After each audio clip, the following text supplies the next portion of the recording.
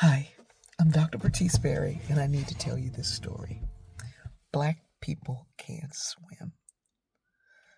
That's the way we've been telling this story in America for too long. We start in the middle of the conversation as if that was the whole story. We start right there like that was the thing. Black people can't swim.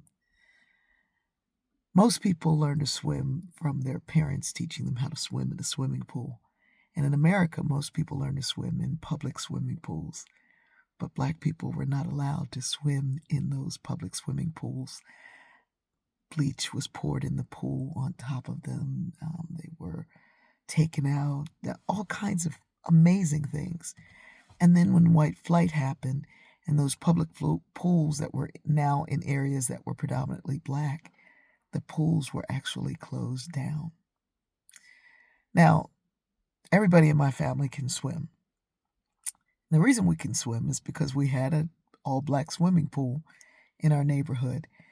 And I'm like one of the people who can actually say that former President Joe Biden was our lifeguard. My brothers learned to swim because Joe Biden taught them how to swim. That's like a crazy thing. It just doesn't even make sense to say. And then I learned to swim because my brothers told me what to do, and then they pushed me in the deep end. But I swim like a fish, and my children swim like nobody's business. In fact, the day that I picked them up and took them back home to where I was living in Chicago, I had somebody meeting me there to teach them how to swim. The baby was 3 months, and they said, well, let's wait for her for 6 months. But at 6 months, even she learned how to swim. If you're not given opportunity, you don't have the access, you don't have the thing. But we're telling these stories from the center of the story and not the beginning. Now imagine if I told your story that way. Imagine if I said the thing that you can't do, or the thing that you don't do, or the thing that you haven't become is your story. And we start there at the point where what you needed you didn't get, but not talking about the things that happened to you. Because most folks, when they're controlling their own narrative, will start with the why it happened. Then they'll tell you what happened. Then they tell you how they overcome. But too often, with the story of marginalized people, we start with the thing that we think is a deficit, and we tell it from there.